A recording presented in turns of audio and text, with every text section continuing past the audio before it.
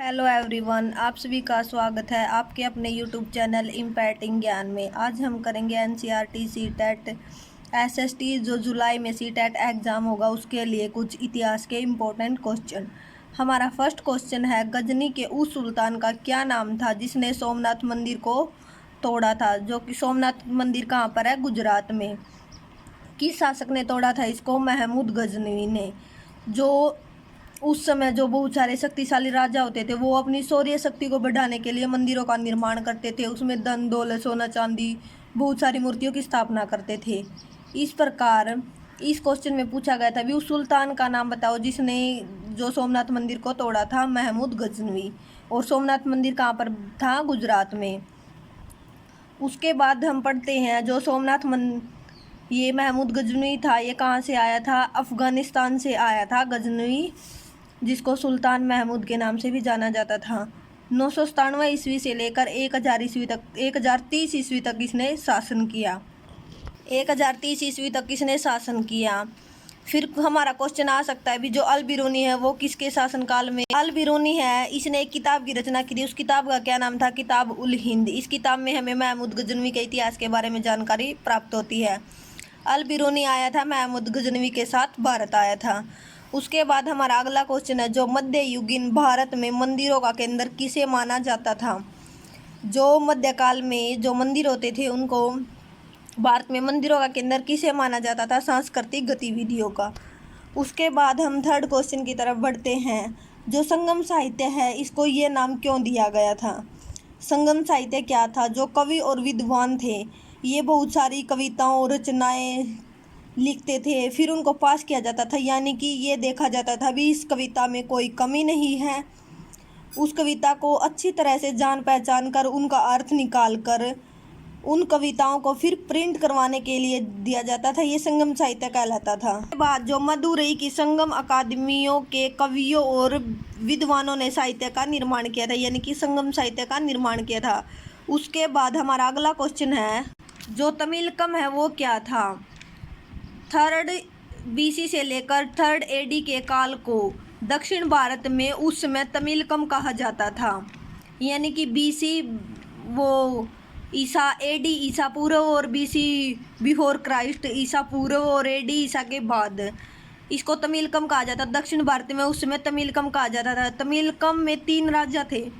तमिलकम में 3 राजाओं को शामिल किया गया था। कौन कौन से राजा थे? सबसे पहले चोल, फिर पांड्य, फिर चेर राजा। हमारा अगला क्वेश्चन है, जो चोल काल में सभा एवं समिति के सदस्यों का चयन किस प्रणाली के द्वारा किया जाता था? लॉटरी प्रणाली के द्वारा उनका चयन किया जाता था, योग्य व्यक्तियों का। कनौज पर अधिकार करने के लिए त्रिपक्षीय संघर्ष क्यों हुआ था? ये संघर्ष, त्रिपक्षीय संघर्ष जो हमने कल पढ़ा था त्रिपक्षीय संघर्ष के बारे में।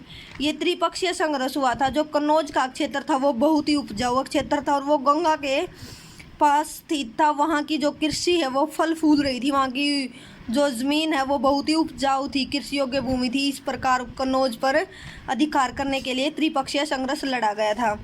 उसके बाद हम अगले क्वेश्चन की तरफ बढ़ते हैं, जो राजा प्रांतक प्रथम के शासनकाल के दौरान कितने प्रसिद्ध शिलालेख प्रसिद्ध थे? कितने शिलालेख जो है प्रसिद्ध थे? उस समय जो है उत्तर मेरु के 2 शिलालेख बहुत ही प्रसिद्ध थे। ये शिलालेखों से ब्राह्मण गांव की संस्था सभा के बारे में विस्तृत जानकारी मिलती है। इन शिलालेखों के माध्यम से जो 2 शिलालेख थे राजा प्रांतक प्रथम के प्रसिद्ध 2 शिलालेख थे, उत्तर मेरु के 2 शिलालेख। चोल काल की कांसे की मूर्तियां किस तकनीक का उपयोग करके बनाई गई थी?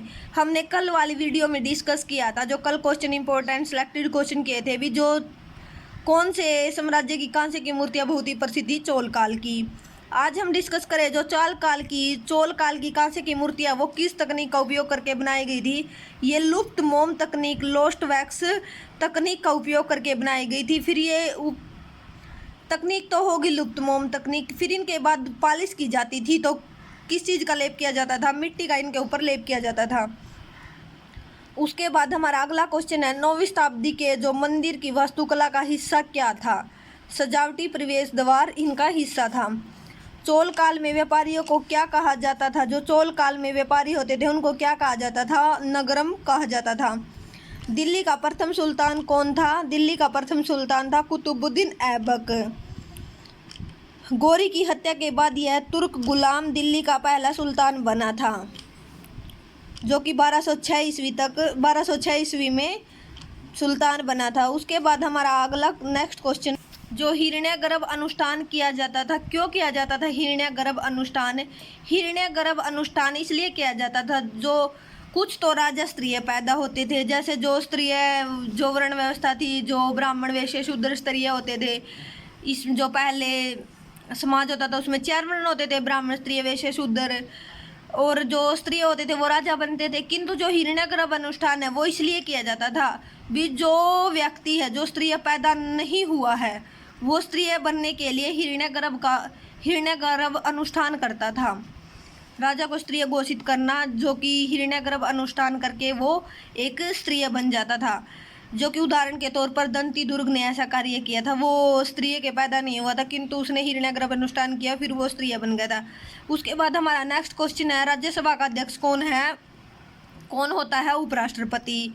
जो दिल्ली सल्तनत की स्थापना किसने की थी? दिल्ली सल्तनत की स्थापना की थी कुतुबुद्दीन ऐबक ने। उसके बाद यह एक मूल रूप से तुर्क था। आज हमने डिस्कस किए जुलाई 2023 सीटेट के लिए कुछ एनसीईआरटी बेस्ड इंपॉर्टेंट क्वेश्चन है। आप सभी को ये वीडियो कैसी लगी? आप सभी को वीडियो अच्छी लगी हो तो लाइक शेयर कमेंट कीजिए और अपने सपोर्ट और प्यार को बनाए रखिए और चैनल को ज़्यादा से ज़्यादा सब्सक्राइब करिए। Thank you.